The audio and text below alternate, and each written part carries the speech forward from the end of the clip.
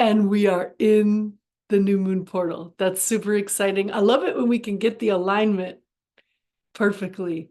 Um, so this is Community Circle. There's some new faces in the live. There's some new spaces in the face, no, spaces in the face, faces in the space. Because we're opening up the Yogini Circle.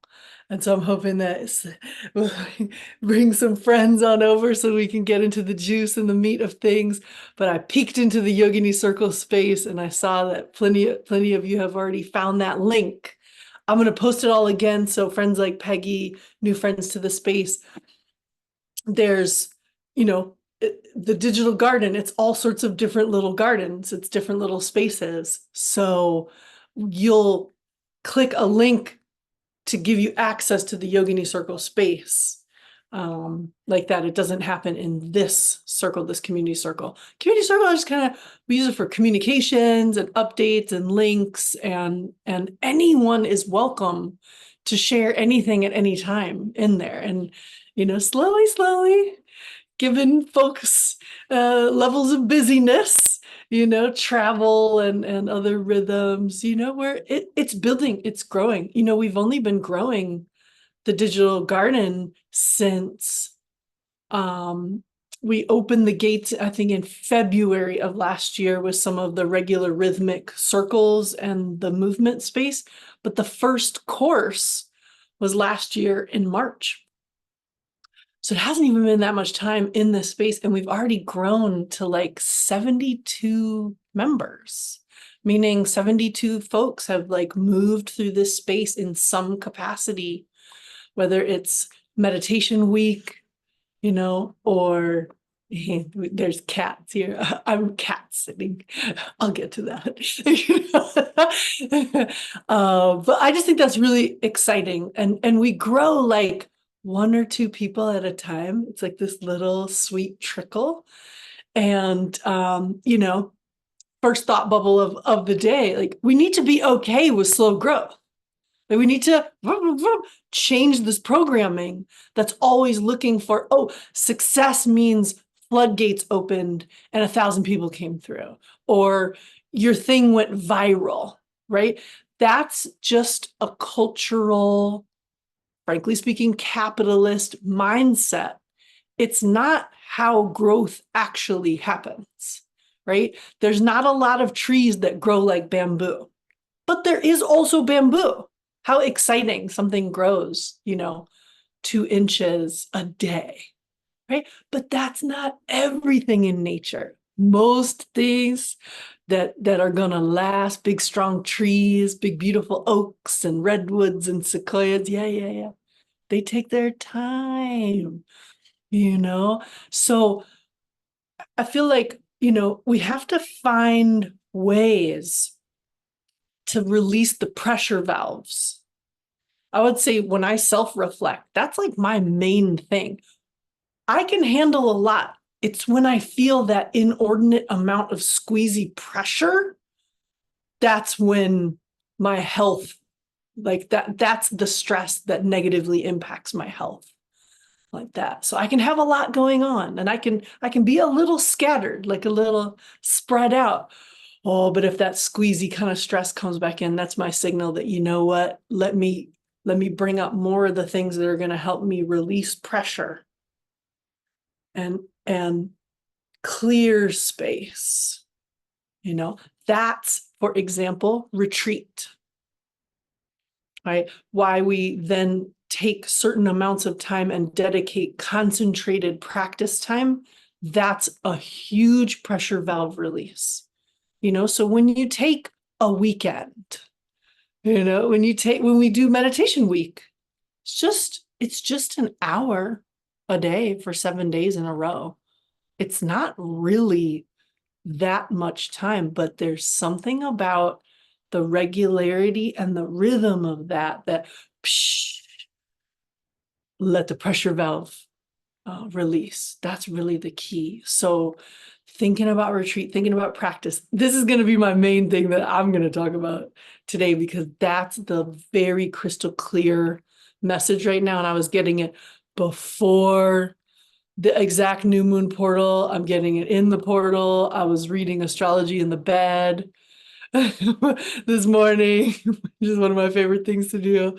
And being like, I did a nidra, and then I read a bunch of astrology blogs, and I was like, oh, I'm vibing this moon. Like, let's get into this circle. So this is new and full moon circle. This is the first concept to gather twice a month. I needed something. My original idea before we had the digital garden was that we would have these little topic-based circles, and then we would, are we good? No, we're good? Nobody's frozen? Okay. And we would come into, we would have these like ongoing discussions, and there would be times where we would drop into discussion. So one day there's still going to be those. And I think Yogini Circle is going to be our next movement towards that direction. But new and full moon circles just felt like the right entry point. We've got this beautiful cyclic rhythm.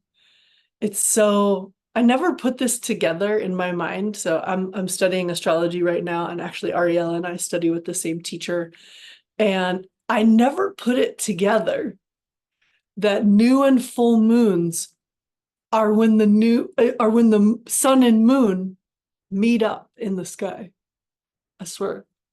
We can know so many things. But I had never really put that together. New and full moons, the sun and moon are at the exact degree point somewhere in the zodiac. So super simple.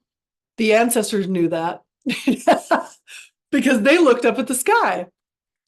They also didn't have nasty light pollution and smog and such. So they had a slight advantage called clean air. Yeah. Except for when volcanoes erupted and such.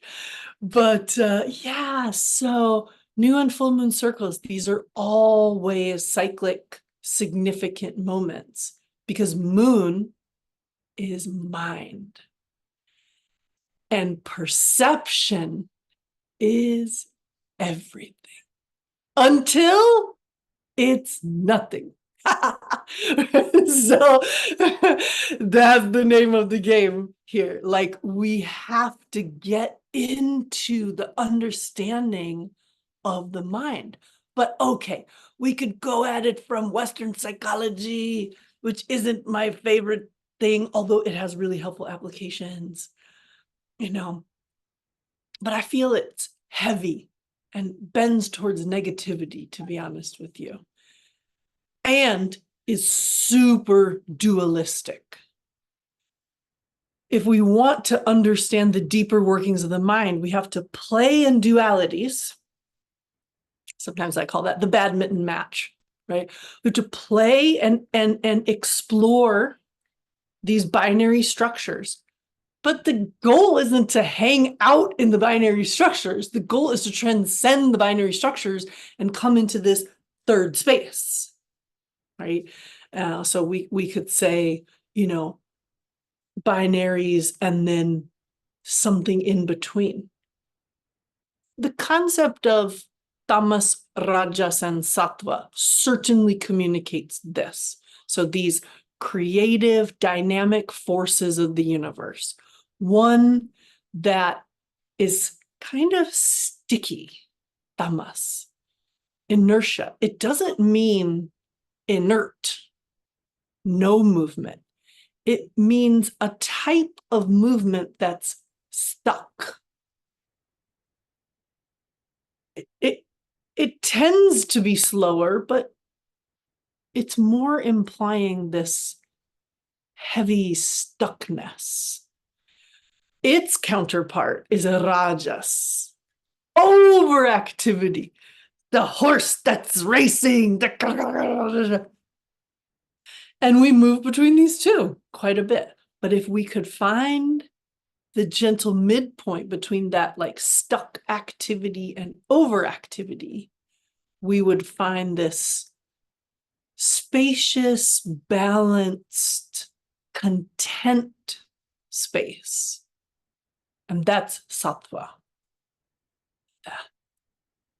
Now, the interesting thing is you can't get to sattva without enjoying the beauty and the detriment of tamas and rajas. You can't bypass your way towards sattva, and also you can't mentally project your way to balance and contentment. You have to go through all these phases and cycles of discontentment, of stuckness, of procrastination, of overactivity, of revving the engine too much, of the pressure cooker, you know. And so, like this, if only we could think our way there, that'd be great. But then we wouldn't be in the human experience. I don't know what kind of experience we'd be in, but we wouldn't be in this earthly one. This is the game. This is how this flows. So, sun and moon, these understandings of the zodiac, the celestial bodies, we're here on Earth. We've inherited the ancestral maps, this rich, rich information. All the agency is still with you, the beloved human, the precious living ancestor who's having the lived experience, who's walking the path here on Earth. Planets aren't planets or the celestials, because we've got constellations that give influence. We've got planets, right? Then we've got this map that we drew of the sky. So that's your signs that we also, our ancestors also told us about these houses. We can continue to understand these nuances of the human mind. The celestials are not doing anything to you. It's not a Marvel movie. Sometimes you kind of want it to be, but right? It's not a Marvel movie. The celestials aren't doing things to you. You're not under the control. We might describe influence, but what it is there's been, 350,000 years of our ancestors mapping the heavens and noticing the nuances of human behavior, the nuances of how the mind works, and seeing, oh, right, look, this celestial is in this place and this one's in this, and look, they're interacting, they're forming a square, a trine, a direct thing. Oh, look at that. Like, under this moon phase, when people are born under this moon phase, it seems like they have this kind of characteristics. Your ascendant, your personal star. So it's just actually empirical data, but like a lot of it. A whole lot of it. So that's astrology. Astrology is fun. It's a beautiful oracle system. It's not the only oracle system. So what I like to weave into the new and full moon circles is some tuning into, so where's the moon right now? What's some of that influence? And then I love to use the Mother Peace Tarot, the circular tarot deck, to also tune in. And this is a sharing space. And we love to hear from each other. There's a lot of wisdom in the room. And so what I'm discovering is this is a place where all of us practice our wisdom speaking, right? From speaking from the truths that reside within us and practicing speaking them out and gaining confidence. But I mean, I gotta say, over the last many months, what everybody else has been sharing, it's very pertinent, accurate, and informative for everyone in the space, right? So here we are. We're gathered on the Zoom platform. We're in our little boxes.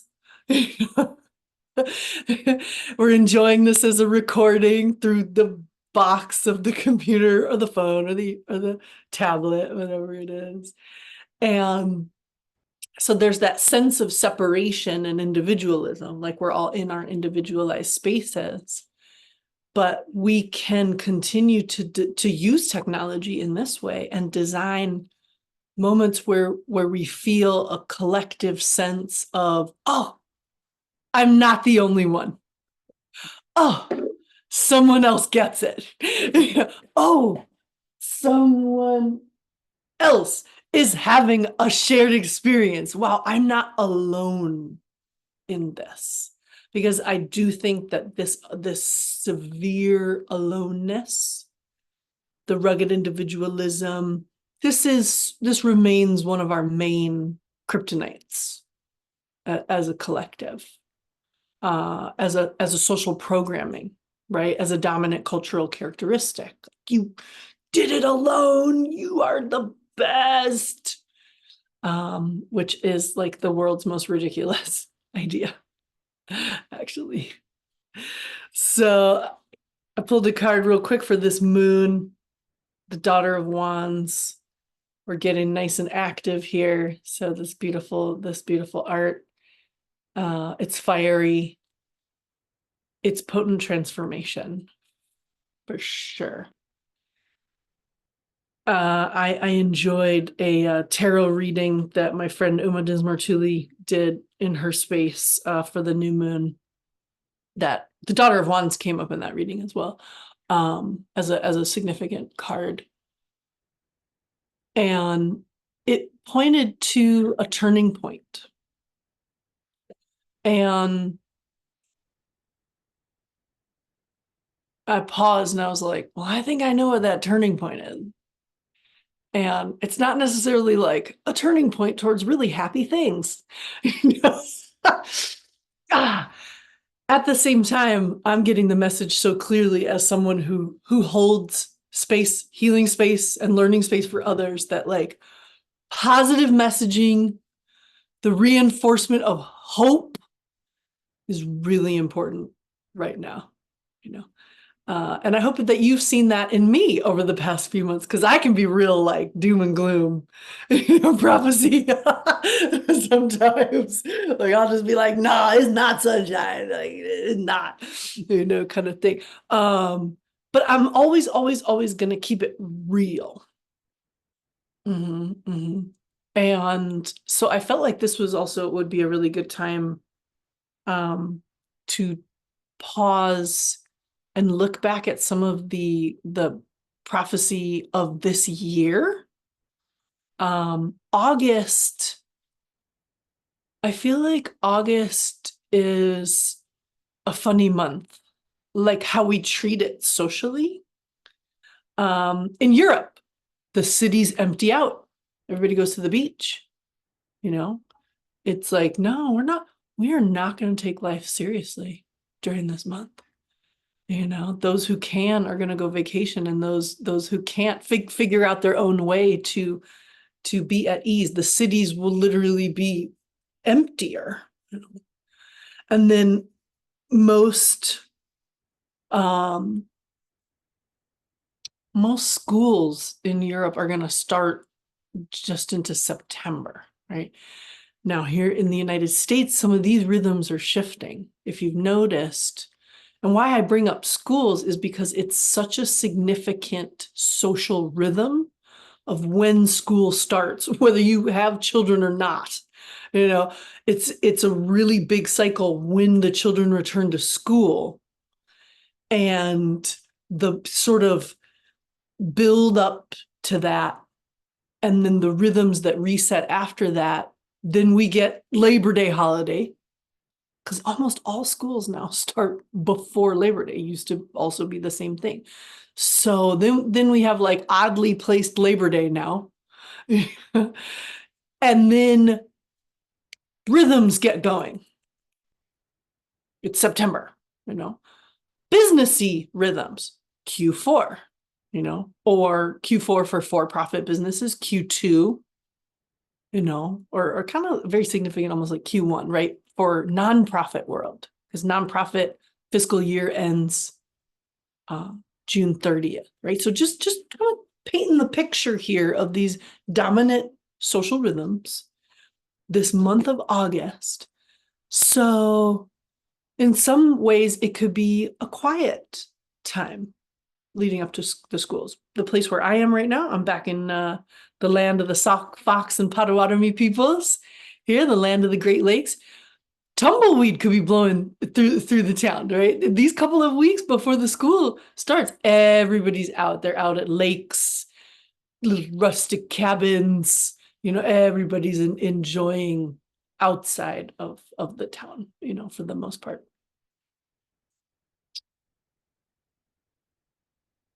There's a summer expansive vibe, could be a busy kind of summer vibe. Though I kind of feel like July will read that more busy time. People are traveling, they're traveling internationally also. They're squeezing out the last of summer. It's hot, it's humid, at least where I am, that's for sure. And animals are lazy. They're pointing the way, right? These should be the lazy days of summer, just lounging and keeping cool and cool waters and things like this. Now, in the spiritual front, one thing to keep in mind is the calendar from South Asia, and the astrology that I study is from South Asia, has 6 seasons. So there's some nuanced differences in the seasonal calendar. And their growing season begins not in the mountains, but in the whole plains area, January 15th. That's called Sankranti. That's when the seeds get planted. You're already like blooming and harvesting in April. Then you get a second planting depending on what grows in the wet time, monsoon season. Right now, August should be some aspect of the monsoon still.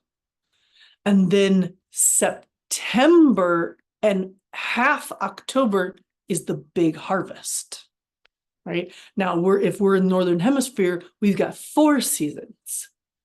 And we'll see some differences with the planting, the growing season, but a lot of this is shifting right now because of climate change, right? Like 10 years from now, it'll be a really different thing, right? And so August is still like high summer, whereas in South Asia, you're already coming into a transitional period towards the end of the monsoon and the ending of the monsoon. That spiritually, yes, season drift. I mean, we're going to see all sorts of stuff over the next 10, 20 years. You know what I mean? Migration of humans, shifting of climates, like it's pretty game on now. Now, in the spiritual scene, this is really interesting. Vedic calendar will divide the year into 6-month sections. One section is from Uttanarayan, from the winter solstice to basically it's actually Guru Purnima, or somewhere around summer solstice. So let's say somewhere between summer solstice and mid-June, July. Okay? That first half of the year, that's for working, building your business, projects, and you're starting in this like Capricorn kind of energy, like let's go, work hard, Saturn's on the scene, let's go, but long term, and then you cross that Guru Purnima Rubicon, the full moon of the Guru. Like that's sort of an apex. The whole back half of the year is for spiritual cultivation. And August, this time right now, is when we would clarify and purify the body. Because starting in September, there's a gauntlet of portals.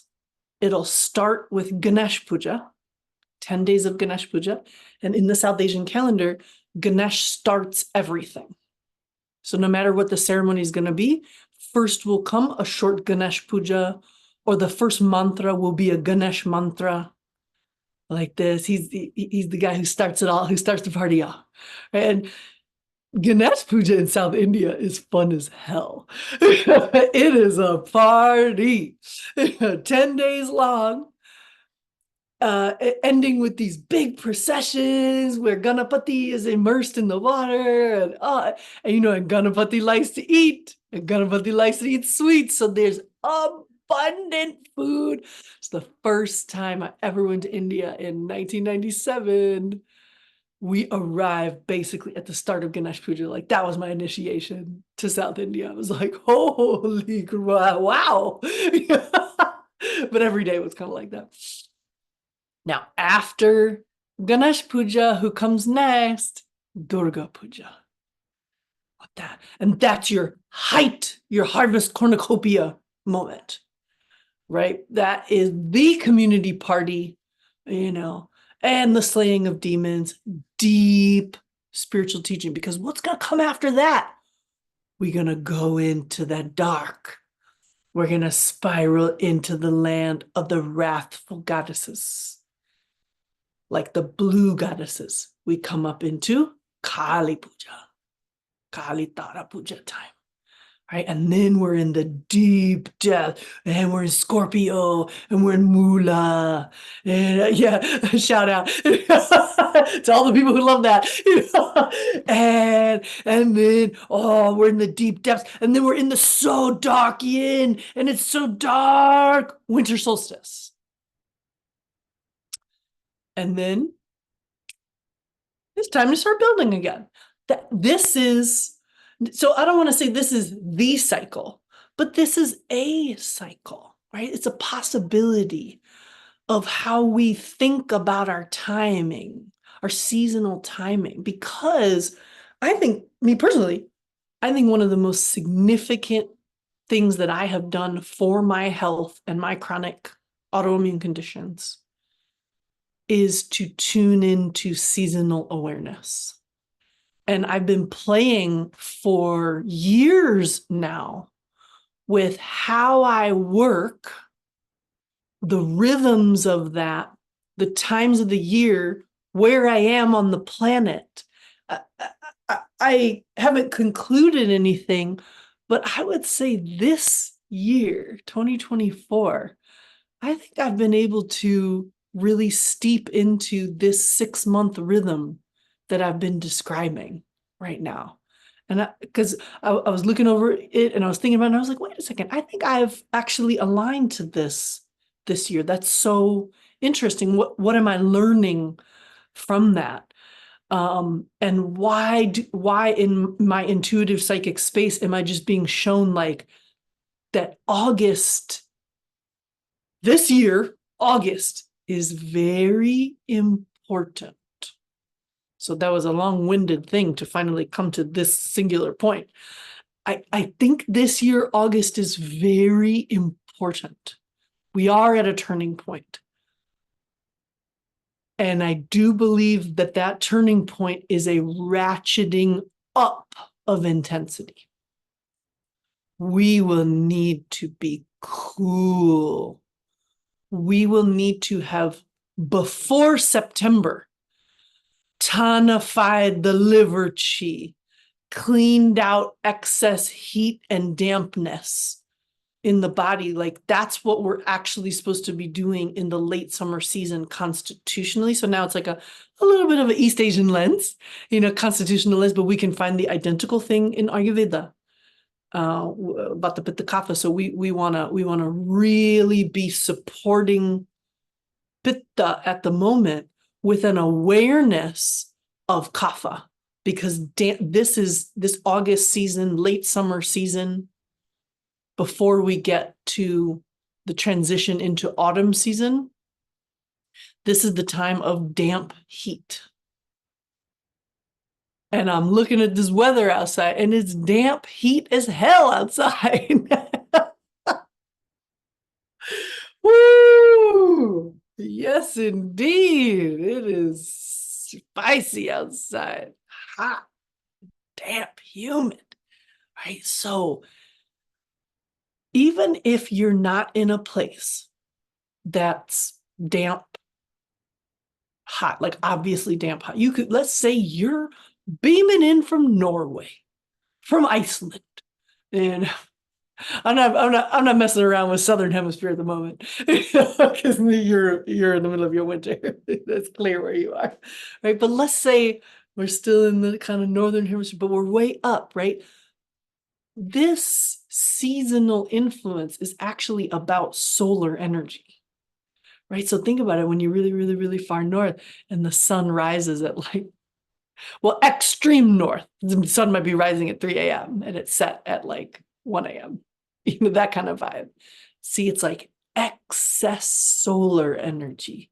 That's what's affecting heat in the body. It doesn't have to be technically hot out.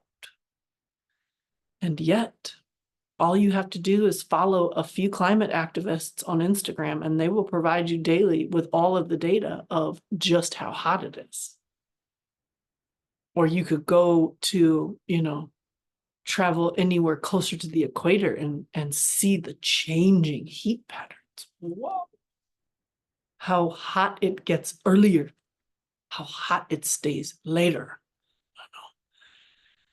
So, but back to this crux piece. If we want to weather what's coming through the pipeline, September, October, and November, you're going to give August some special attention this year. That is the clear message. You're going to make a little pivot from maybe like young party time, woot woot, and start thinking about, okay, what would clarifying and purification look like for me right now? Meditation is everything. We need to be coming back into regular meditation practice now.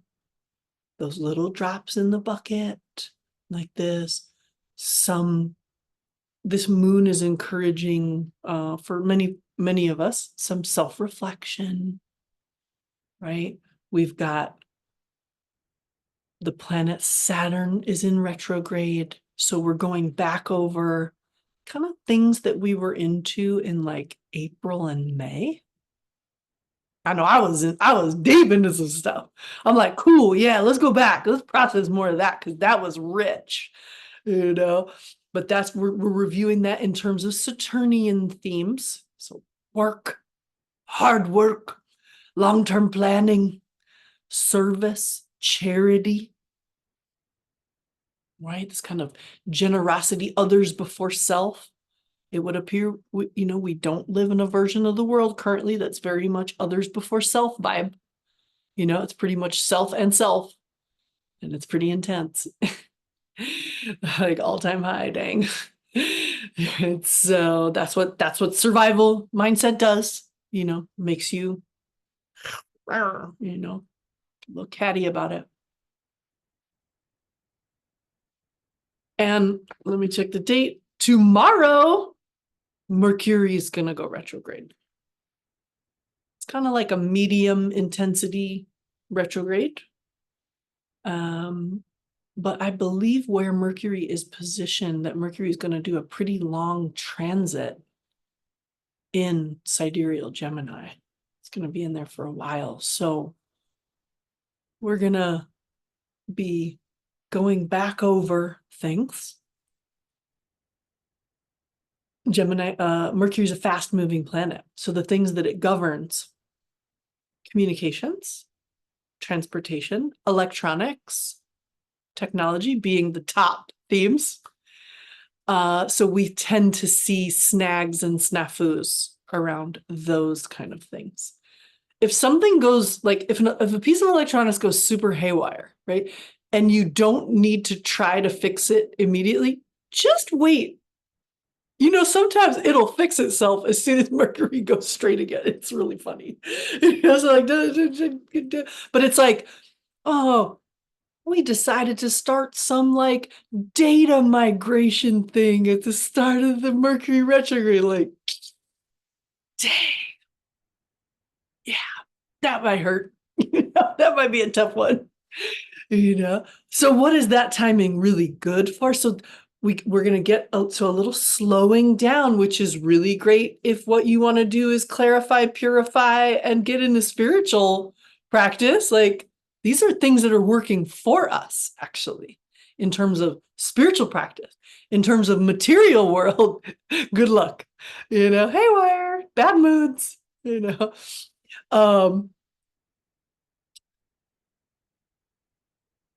what the Mercury retrograde is so beautiful for is research, review, going back over something, returning to a project you started. What is not as conducive for is new beginnings, right?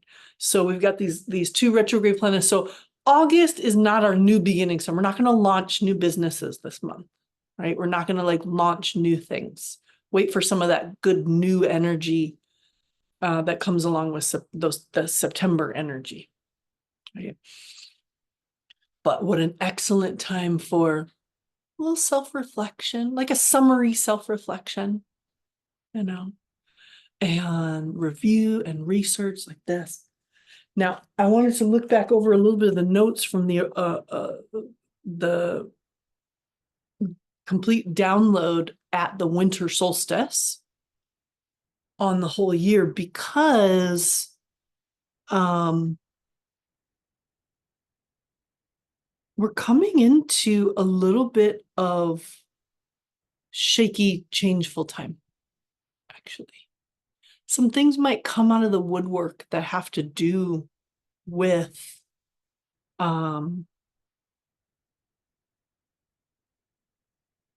laws, policies. We've got double indications for seismic activity.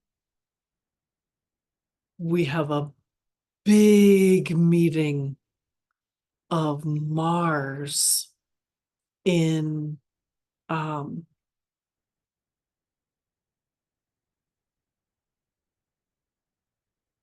Mars is also in Gemini. Yes. I think either Mars is going to go retrograde or one of these things, but Mars is really going to give us that volatile violence, upheaval, also indicator for seismic activity kind of vibe. So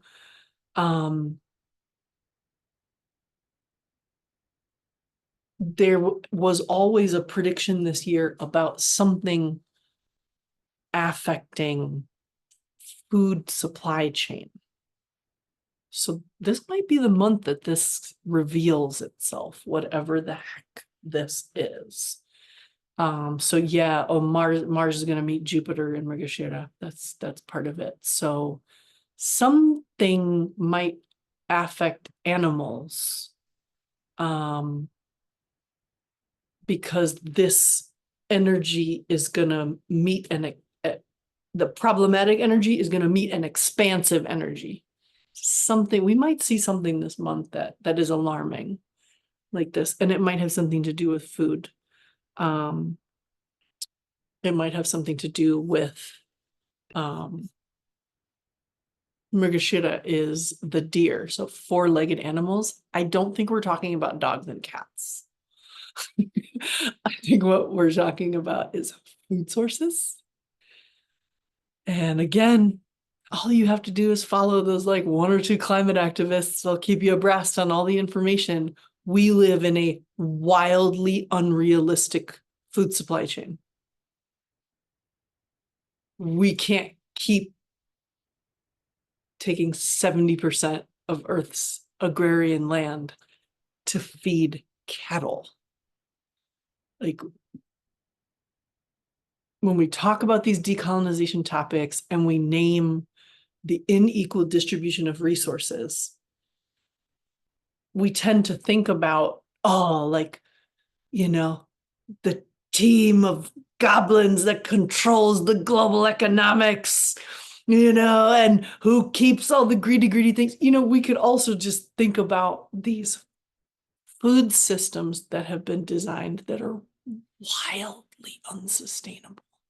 They just don't make sense in terms of land use, food production, and then that being part of a global supply chain.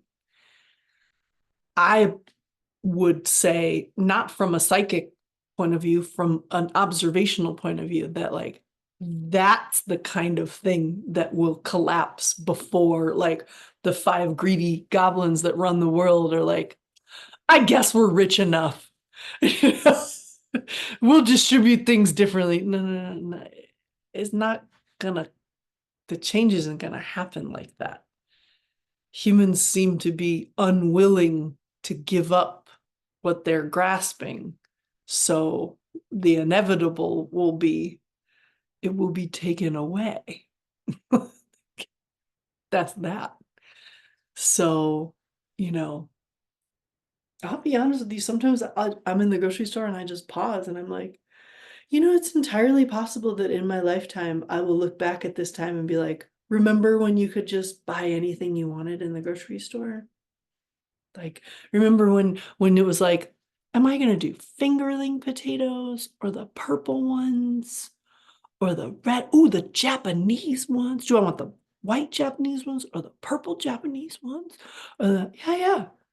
I mean, what kind of tomato do you want? You know, and, what kind of apples do you want? Right? We might be at the height of something that we'll look back at and be like, no, there's the one potato. There's the one apple. And if we didn't can any, then we only get it when it's on the tree. It's highly possible, y'all. So keep learning those little skills, right? Keep learning keep practicing. Don't get freaked out. We're humans, we're gonna figure it out. But like, be knowledgeable about something. It's something. What's your calling? And keep honing your skills. Have some of those survival skills in your back pocket. Of like, you know what? I do know how to start a fire with a bow drill. Like, I do know how to can peaches. It does. Maybe you're the glass blower that makes the glass receptacle. Like, you're also needed. Just say it. Like, let's not freak out, but let's get some ingenuity. The other big thing that we'll just go ahead and name here is that the political tensions are going to stay high. And that is local for North America, because damn.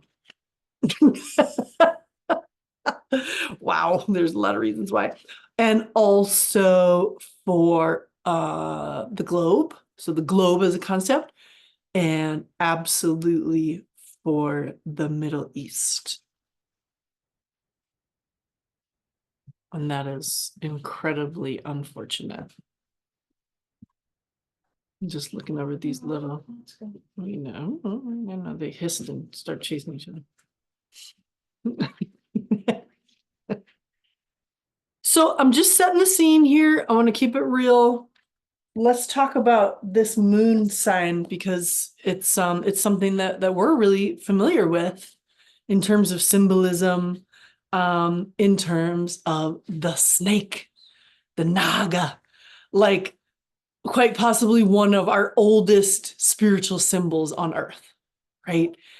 The snake, mysticism, the occult. It's everything we were talking about this, like, what's beyond the binaries, all right? That's the mystical lands, occultism, the like ritualized practices that open up the possibilities of traversing those landscapes.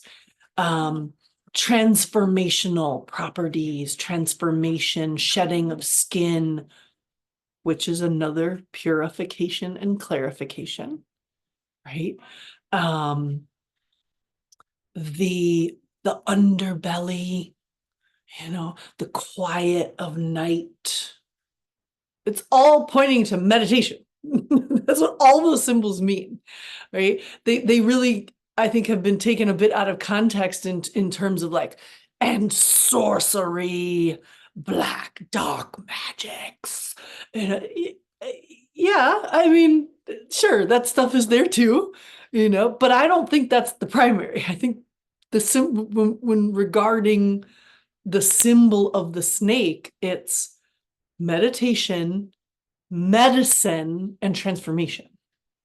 It's actually all about healing, right? So the Nagas are deities in the South Asian system. The Nagas are peoples. The Nagas are the code language for indigenous peoples, like this. The Nagas are tribes. I've shared this story once before, but it's a goodie, so I'll share it again. Of the day that we were in the village in West Bengal and the Nagas showed up, the snake, the cobra hunters. And and the village was abuzz. I was trying to eat my breakfast, which was puffed rice and this like very, very, very delicious sweet with like rose water and this and that. And I'm not sure I know that story of the Garuda and the Nagas, but I know this story because I was there. And the whole village is abuzz. And so then you're like, oh, what's happening? So you got to come out of your front door and be like, what's happening? And these Nagas, they're like bosses. They've come in. So in the land in West Bengal, it's a extremely wet land, very fertile land. They grow a lot of rice, and there are these pond systems, and the ponds are human made, and that's your bathing water, your irrigation water, your keep cool water, because damn damp heat is alive and well in West Bengal in August. Oh, lots of stories and memories from Augusts in West Bengal, because the Tarapith Mela is them, so it's really crazy. Anywho, so we're in Shantiniketan. We're just in just outside of Shantiniketan village, and the crowd is gathering, and there's the head elder, and everybody's scurrying. His whole group, they're scurrying around to all these different ponds, and they're digging in the side of the pond and bringing back like a soil sample, and he would smell it, and he's standing there like this. Right. And so they would like bring the soil sample up to his nose, and he'd be like, no, no, no. And then they run off and they run to the next pond now. And then somebody brought one soil sample and he smelled it and he gave the nod of approval. And they dug and dug and dug and dug and dug and pulled out like a 6-foot long, massive cobra. And they pulled out about 3 of those that day. And I remember just being like, wait, there's giant king cobras like in the pond.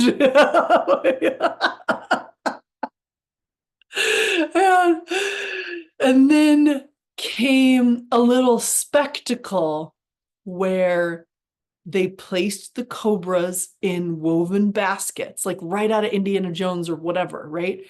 They placed them in the baskets, and they coiled inside the baskets, and they had some kind of root, and they put that in the basket, and the snake bit the root a bunch of times, and that sedated the cobra. And then, no, not with diddly diddly dee, just casually opening the top of the basket, the cobra, like, because it's drugged, like came out, fanned the hood, looked. I mean, I was like, pee your pants, kind of scared. And what they would do is milk the cobras for their venom, and then sell the venom for whatever medicine or what have you, like this. And I mean, pharmaceutical companies buy cobra venom, like it's I don't know what cobra venom trades at on the, stock exchange, but that was real, and then they left. That was just the day that the Nagas rolled through. So like, these are indigenous people who are of the snake, who this is what they have done for, millennia. And That was the day that they like rolled up into the village and pulled out these just I've never seen a cobra that big before. And that cobra wasn't bothering anybody. Cobra was just living its best life, keeping cool on the side of the pond, doing its thing. So, yes, humans have learned to fear snakes because the bite of a snake can be fatal. And then you have the type of spiritual practitioners who themselves are transmuters of poison, right? So the snake is both transformation, but it's transmutation. That's the medicine of snake in the North American medicine wheel. It's transmutation. And that is alchemy. And this human form has a birthright and has, let's call it an endowment from the ancestors of alchemy. We are supposed to be able to do incredible superhuman things if the alchemy of this body is harnessed. And guess what? That starts at the outermost level with your food and your hydration. See, all the themes that I'm talking about today about this moon are intertwined. We can't be poisoning ourselves with the poisonous food that we eat and then expect to be able to have access to the inner sorcery, the inner body alchemy. We have to also be attuned with the seasons, the cycles, the solar ones, the lunar ones, the celestials, the seasonal cycles of our environment. It's actually all one big conversation that we're having today that's so essential, so pertinent, and I think so beautiful of a thing. But we won't know about any of this unless we have spaces where we can gather and share the tidbits that we know and put the collage back together, because the social construct that we live under is working every single day towards your forgetting, towards your distancing, towards your distraction, towards your constant aspiration. We'll never know that August is for purification and clarification. We'll never know. We'll just be in the inertia of, oh, I gotta squeeze it all in. This is the only time I have like a little bit of spaciousness before I have to continue to like sell my kidney to the man, and get exhausted. So let's see what little tidbits might be in the myths and symbols of Vedic astrology, Babin Behari. Sometimes there's some like really old school gendered patriarchal language in here, and he loves to like bring like Christian language in here as well. But there's things I really like about this book as well. So the serpent, the Naga, the serpent king, is the presiding deity of this placement in the sky where the moon is. We'll call it the nakshatra or the lunar mansion. There's 28 of these total. I'm like looking over things that I've already said. Right? The serpent is generally considered the embodiment of wisdom arising from spiritual enlightenment. The serpent fire or kundalini, mysterious, is the mysterious power located at the base of the spinal cord, coiled like a serpent, which properly aroused bestows spiritual enlightenment and occult powers. Oh, I would love to unpack that more. I think that's too simplified of a statement of what Kundalini is and how it is awakened. And I mean, super side note, my child the other day experienced the momentary Kundalini awakening that happens when you sneeze. And he said, "Mama, I sneezed from my bumhole." He was so fascinated by the experience that he had had. Sneezing is a momentary Kundalini awakening because, you know, in case you didn't know, you actually sneeze from your bum hole. Try to be more observant of it. Yes, let's normalize snakes in baskets. Mhm. The knowledge of this highly dangerous power was known to the ancient yogis and seers. The special role of Kundalini in cosmic evolution has been described in many teachings in a highly concealed manner. Yes, it's true. As societies were growing, this knowledge went into secret language. Like it shouldn't just be for everyone because there should be necessary periods of purification beforehand. Those should be supervised, and not everyone's mental makeup can handle awakening the universal energy that's dormant in your body. It's not for everyone, right? We should grow the capacity for it.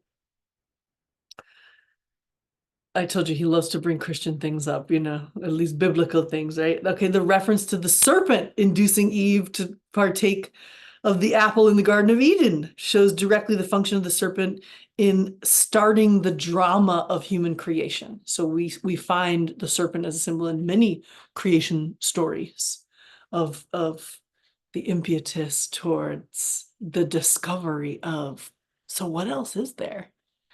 You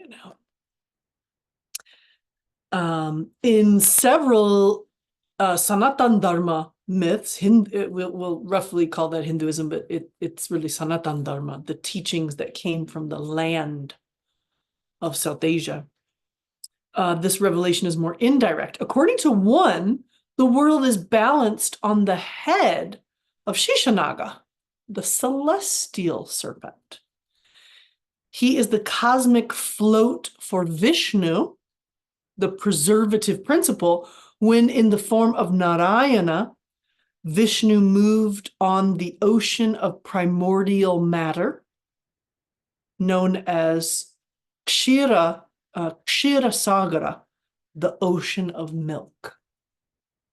When the churning of the ocean by the gods and the demons took place at the time of cosmic creation, Shishanaga functioned as the churning rope. I don't think the story of the day in the village came out for just coincidence. Baskets, ropes, coils, yes. So these allegories are very profound, but one aspect of them is very clear. Whenever the serpent symbol is used in spiritual allegories, it represents the mystic power which assists the successive stages of cosmic evolution. For this very reason, there is a wide tradition of snake worship.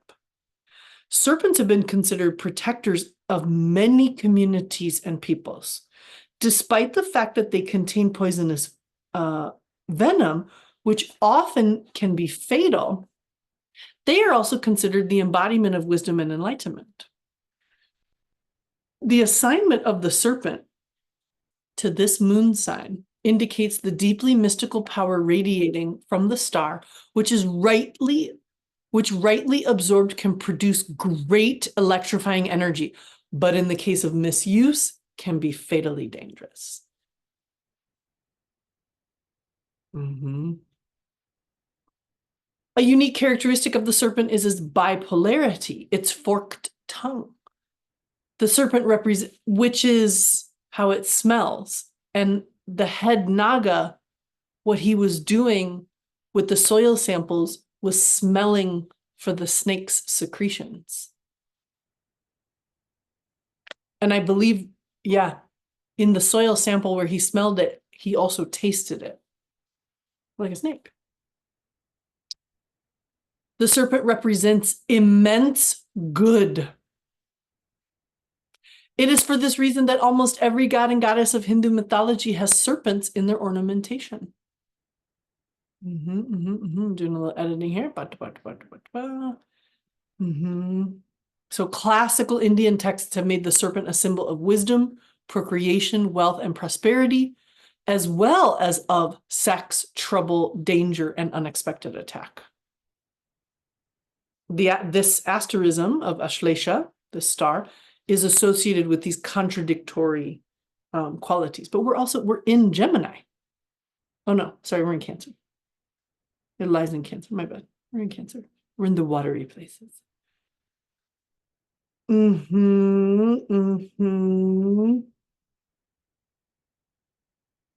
So we're bringing up transformation. I think this is our last little important piece. The importance of Ashlesha, this moon phase, arises from the fact that the moon, related to the human psyche and changes with it, and Mercury, concerned with intelligence, rule this asterism and the sign in which it is located, and thereby endow it with great potential for mental development. This characteristic is well expressed by the Nagas presiding over it. The Nagas are spiritual teachers concerned with the propagation of wisdom. Ashlesha is the asterism which imparts intellectual and mental development, enabling its beneficiaries to change their perception of life. These changes occur in the most unexpected ways. After the transformation, the individual is catapulted into a radically different condition of existence. This is August. This is the new moon portal. This is the blessing and the gift that is available to us right now. It's a time for spiritual cultivation. So if you have heard the message loud and clear, orient your activities accordingly. Give space for meditation. Give space for your exploration of the occult, if you will. Spend time in nature in a way that helps you connect. And on a very physical front, start purifying. This is the time. What does that look like? The cool waters await you.